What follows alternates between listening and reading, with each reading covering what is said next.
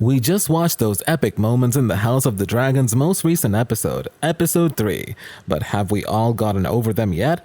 I bet not, and there's this scene where most of us must claim it as our favorite. Many of us may have different opinions about the most powerful scene in the recent episode, but I'm pretty sure many fans can relate to me when I tackle in today's video the episode's most powerful moment. Can't wait to know which is it? Well, let's not linger any longer, but of course, make sure first to hit the subscribe button and smash that notification bell for more episodes, and watch out for many spoilers ahead. Now, let's begin.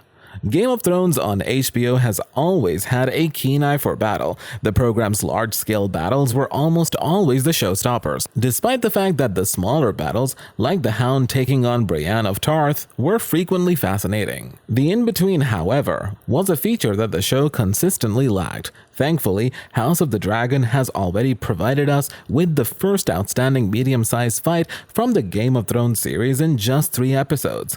The third episode of House of the Dragon ends with Daemon Targaryen getting to demonstrate why he's one of the 7 Kingdoms' most feared soldiers, when he and Corlys Velaryon discover that the battle with the Crabfeeder has reached a standstill. King Viserys, the brother of Daemon, informs them that the throne is sending assistance. On the surface, this could seem helpful, but both men perceive it as not-so-subtle criticism of their skill in combat.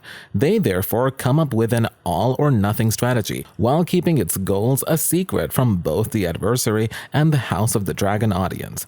It starts off sneakily before morphing into a conflict straight out of Game of Thrones. Numerous extras join the action. There are montages of bloody, muddy close-up killings, and both of the best battles in Game of Thrones are characterized by a gradual focus on the key characters. But unlike those, the first significant battle in the House of the Dragon features a dragon, and that, I believe, made that specific fight the most important and powerful moment in the House of the Dragon Episode 3. It was at this precise moment, for a number of various reasons, that we witnessed Daemon rule over the Crabfeeder. It all began when the messenger for King Viserys handed him the note. King Viserys was ready to back Daemon in the fight, as we could see from his actions, but as we observed, he appeared to be more insulted by it than to have seen it as a gesture of support and goodwill. This prompted him to beat the messenger viciously, demonstrating the disrespect he saw. This prevented him from feeling as though he had to engage in the battle alone, as we saw a scenario that was amazing to behold, demonstrating Daemon's fighting prowess and the expert swordsman he was, taking on and defeating everyone in his path. It became clear how unstoppable Daemon was as the Crabfeeder sent out more and more men to defend his side. However, he was slowed down and forced to give up the initiative by an archer's array. This continued until Laenor Velaryon appeared on a dragon, repeating the opening frame and rained down fire on everyone. This gave Daemon the opportunity to confront the Crabfeeder one-on-one. Although we were unable to see the fighting, we were able to see that he had prevailed, since he had pulled a partially chopped Crabfeeder in front of his men to demonstrate the savagery of the conflict. This, in my opinion, demonstrated his desire to show his brother how strong he actually is, and that he doesn't require his assistance. Daemon is sick of constantly being in his brother's shadow. As a result, why most likely cut him in half, because the fight was so intensely passionate and emotionally charged, and because winning it had such great significance. We are made to infer that the Crabfeeder has grayscale, and given that Daemon is holding the Crabfeeder well covered with his blood and not wearing a glove, this could indicate a dark future for Daemon in which his passion and desire may have overcome him. It was a pivotal moment that allowed Matt Smith to truly shine as Daemon. It also cleared the way for the emergence of the King of the Narrow Sea and continued development of Daemon's conceited personality as he prepares to return to King's Landing in the upcoming episode. This episode has so many moments that could win the weekly award for best moment, but this, by far, is the best.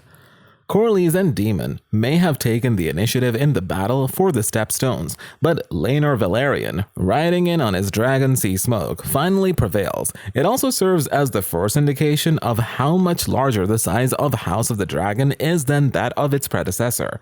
One of the biggest and most significant events in the 8-season course of Game of Thrones would have been a dragon flying onto the battlefield and searing waves of Targaryen enemies. It's just another front in the conflict at House of the Dragon Dragon.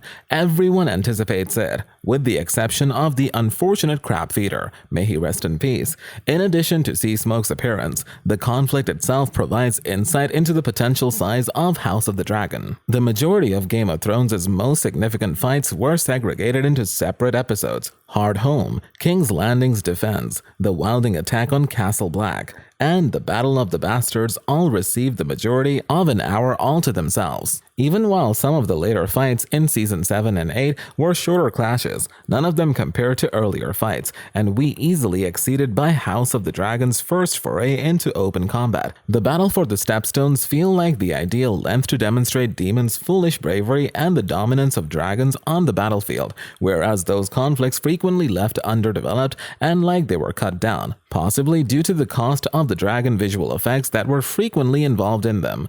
Due to the show's enormous budget, it is evident from the first combat that major battles could occur at any time in House of the Dragon. The show doesn't have to clear the runway for its best fights, adding a little extra spontaneity and unpredictability to each episode. Furthermore, as you may anticipate if you are familiar with the plot of House of the Dragon, later on it will be necessary to execute some unexpectedly large battles. However, there are other powerful moments worth mentioning in the previously aired episode, which were times that stood out for a variety of reasons, but more so because of the significance they had.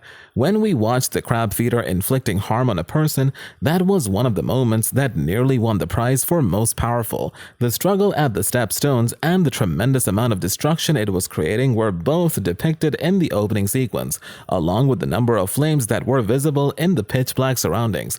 The Crabfeeder's face appeared in a close-up view, glowing orange from the flames surrounding the person. Due to his sinister appearance, grayscale, mask, mist covering one of his eyes, and thin, wilted hair, he makes for a disturbing figure to observe in the darkness of the night. The torturous nature and methods used by Drahar were demonstrated when we watched him nail the person to the plank of wood and let some of his crabs upon him, meaning that he was going to be consumed alive by the crabs as they took bite after bite out of him. The fact that Drahar fled the scene when it appeared that the conflict was becoming challenging and would later connect into what occurred at the episode's conclusion may have also been a scene that spoke volumes. We were led to believe that he wasn't necessarily the best swordsman because of his withdrawal at the point. Later, it revealed that he probably preys on people who are already injured before inflicting agony, which realistically demonstrated the lack of strength we had assumed he possessed. The Crabfeeder was the strongest of them all, but in that instant, his more frightened character and terrible nature were revealed. Another piercing moment was when the White Stag approached Rhaenyra, but gallops away, signifying that she's the rightful heir to the throne. The White Stag that the king had ordered this man to kill instead found Rhaenyra, who saved it, which spoke 1,000 words about the kind of person she is. That's all for today. We hope you enjoyed that video, and if you did, don't forget to hit that like and subscribe button and smash that notification bell for more episodes.